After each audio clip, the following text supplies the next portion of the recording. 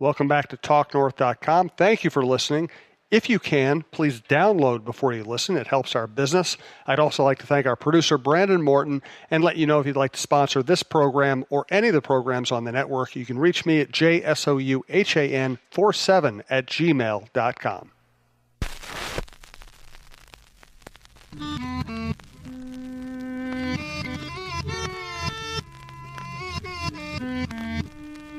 Yeah, yeah, oh yeah, what condition my condition was in. Spring training is drawing closer. I can't wait. I'm sure Roy Smalley can't wait either. This is Roy Smalley's Chin Music, part of the TalkNorth.com podcast network.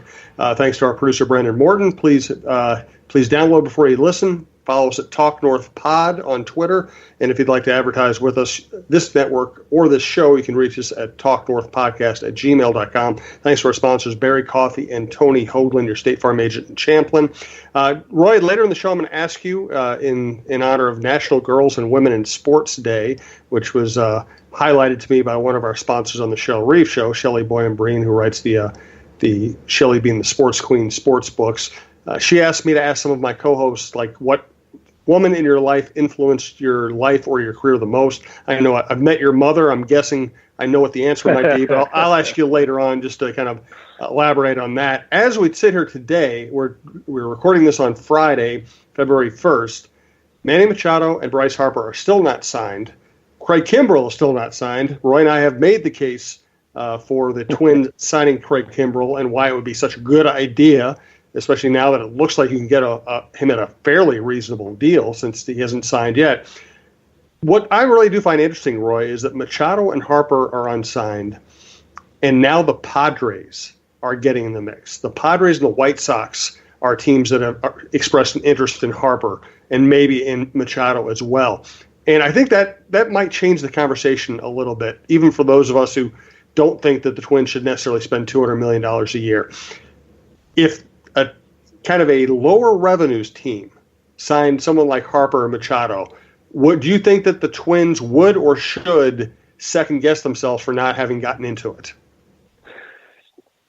I don't think so. I really don't. The White Sox would be different, but I don't think San Diego. And the reason I say that is because I think where San Diego is right now, and they know, they should know their club better than I do, and maybe they think with one more piece that gets them there, but I don't think they have enough pieces yet. And I think that one more piece, if Bryce Harper couldn't help Washington win with the lineup that they had and the pitching that they had, if he wasn't the one piece that could do it, I just don't see the Padres spending that kind of money, which will not bring them a pennant in my view, and then they don't have money to spend on other places. I think they're in a more precarious position than way more than the Twins would be, and certainly we're way more precarious than when the Twins had to sign Joe Mauer for what they signed him for. So the Padres, whatever they do, I don't think should affect the Twins' thinking. Now, someone in your own division with some young pitching like the White Sox have, I think the White Sox still have a long way to go too. I think the Twins are ahead in terms of roster and the like. But bringing either Machado and or Harper into your own division, that would be a thing. Yeah, it would definitely be a thing. And again, I don't know if it would make the White Sox contenders or winners. It would just be fascinating to see. Let's look at this from a completely different perspective now, because we know the drill here, and people who have listened to our show before know the drill. If you listen to certain radio stations in the Twin Cities, if you are a disgruntled Twins fan, the first answer that is always on the front of your lips and the front of your mind is Twins don't spend enough money. Twins don't spend enough money. It is the only answer for a certain part of the fan base. At Twins Fest, the Twins brass sat down and did one of their town hall type meetings. And they sat there for an hour. And, win or lose, one thing I think you always have to credit the Twins for is they're pretty accessible people. Dave St. Peter is one of the most accessible presidents in all of sports. Falvey and Levine. Right. And Falvey and Levine are great to talk to. Yeah. Yep. Never seen anybody be a president of the ball club in terms of accessibility as Dave St. Peter. Quite astonishing, really. Right, and Terry Ryan was the most accessible general manager I had ever covered. Falvey and Levine are they started off not being quite as accessible as Terry. Part of it is they'd never done the job before, and they never done the job in a market like Minnesota where there's a lot of demands placed on the baseball general manager. But they've become more and more accessible as time has come on. Anyway, they all sit down at this town hall, and they sat there for an hour and answered a million questions. And this is what I want to get into. There were 0 questions about payroll. And what I wonder is, especially for me, Roy, in the position I'm in, when I go on social media, I get a lot of angry questions. I get a lot of angry comments. And if I judge my life only by social media, I would wonder, I would feel guilty. There's no reason for you to live anymore. Well, yeah. I mean, I would feel guilty for the 18 felonies I've committed in the last 5 years that have brought on this kind of hatred. No, you should just check out. If the social media is the standard, then you got no chance. Well, and my point is that it's people in my position, and a lot of people who are even much more public figures than me. You have 2 lives. You have your online life where people hate you, and you have your real life where people generally are nice to you and treat you well. And what I wonder here is with the Twins, do the people who only seem to care about the payroll, is that a much smaller proportion of the fan base than we would be led to believe by talk radio and social media? Yeah, I don't know the answer to that. I've got a couple of thoughts to contribute. I suspect it's smaller than we think. The squeakiest wheels are usually the smallest minority. It's the very, very vocal minority. And First Talk Radio and since social media is a perfect milieu for expressing those kinds of things. You just kind of throw it out there, and there really is no consequence there, and you're not held accountable for things if they turn out differently than what you rail against down the road. The other thing I think though has to do a little bit with Minnesota Nice and just people's decorum in general. When you're at a town hall meeting, I think it would take a little bit of whether it's courage or just bad manners to stand up and heckle the GM and the president of baseball operations about the fact that their bosses don't spend enough money. I think that would take some doing, and so you probably aren't in that forum. Probably aren't going to get as many people, almost by definition, who go there with the express intent of challenging on that subject. That would be my guess. Yeah, that's probably true. And there are also people in our media market who might complain about the Twins not spending money, but who would never have the gumption to actually ask a point-blank question like that. Now, I know I've asked, people in the Twins organization about payroll a million times. Not necessarily, and sometimes the perception of the people you cover is if you ask a question about something, you're espousing a philosophy. Sometimes you just ask a question because you want to know the answer. Right. But I've asked many payroll questions in the times I've been covering the Twins, and I know Lavelle has, and I know Phil has. We have people who do ask those questions. It's just that we also already know the answer. The answer is that hey, if we think a deal is good for the organization, we'll do it.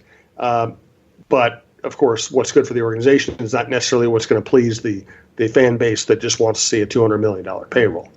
Right, and what's good for the organization takes on a lot of nuances. Yes. And not just nuances, more. Has many direct levels as well, and not just. It doesn't just mean. What's good for the organization doesn't just mean signing a player indiscriminately. It doesn't just mean that what's good for the organization is not spending money. I mean, that means a lot of different things on a lot of levels. I don't mind people criticizing moves that aren't made if they think that that would help the team. Everybody has a right to their opinion about things. I don't mind people criticizing moves that turned out badly. It's always the nature of sports. What really gets me is when people presume to know what an owner ought to spend and where that money's coming from, and assuming either A, it doesn't matter if the business of owning the team doesn't support that. You've got a lot of money. You ought to spend your own money anyway to make us happy. I don't agree with that, and I also don't agree with some of the things that I've seen recently about this is the way the Pohlads run their other businesses. They don't run this business that way, and people don't know what Pohlad businesses there are and how they're run. I mean, they don't know that, and so those kinds of emotional reactions to things, I think are off the mark a bit. But other than that, I mean, if you want to play general manager and say that they should sign Kimbrel and we're disappointed if they don't, or if you want to say they never should have done this or that, or they should have done something else. I mean, that's the fun of being a fan, and I think that's fine. I think that you need to be thoughtful and logical about what your reasons for criticizing someone are about them. Okay, so after we thank Berry Coffee, let's come back and tell the Pohlads why they should sign Kimbrel and Bryce Harper. Thanks to Berry Coffee, berrycoffee.com. They now have a second roaster. Their business is growing. And not coincidentally, their business has grown since they started working with us in advertising. They have a wide range of commercial espresso equipment with same-day service and fast repair. They responsibly source their coffee beans. They roast their beans locally, and we've had their coffee. By the way, I gifted some of their local beans that I got at Kowalski's to a relative who is a big coffee snob, and he said it's the best coffee he's ever had. It is the best coffee, and I'm happy to say that I was with Steve briefly the other day, and he said, "Oh, hey, by the way, how's your bean supply?" And I said, "Well, it's funny you should say that because I'm almost going to have to be forced out to a grocery store somewhere. I seem to be out of the real good stuff." And lo and behold, some coffee beans are showing up this weekend. So I'm a happy guy. Yeah, and it's a very nice, subtle hint you happen to drop to the owner of a coffee franchise, too. It just happened. Just say, do you think it was impolite of me to tell him when he came over, "Hey, I can't offer you a cup of coffee. I don't have any." You think that was too much? I think it's brilliant. It was brilliant. I think it would be exactly like Rocco Baldelli in his next meeting, saying to his bosses, "Hey, you know what? I feel really good about the first 8 innings. I don't have any. I just don't know if I can send anybody to the mound in the 9th inning. I think that'd be exactly. Subtle. Actually, let me ask you about. We have some really good Twitter questions I want to get to.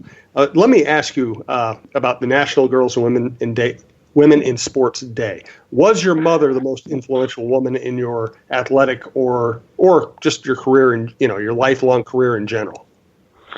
Well, there's no question. I've been incredibly lucky in my life. The two most important women, I think they have to be your mother and your wife, and those two women were the best possible influences and support for me. I'll give the nod a bit to my mom for this reason. And this is interesting because my career didn't really take off in the big leagues until after I married Christine. But and so I don't even know that I should not put them on equal footing. But here's what I would say about my mom. She was the sister of Gene Mock her whole life until she married my dad, who was the shortstop for the Cubs for 6 years until Ernie Banks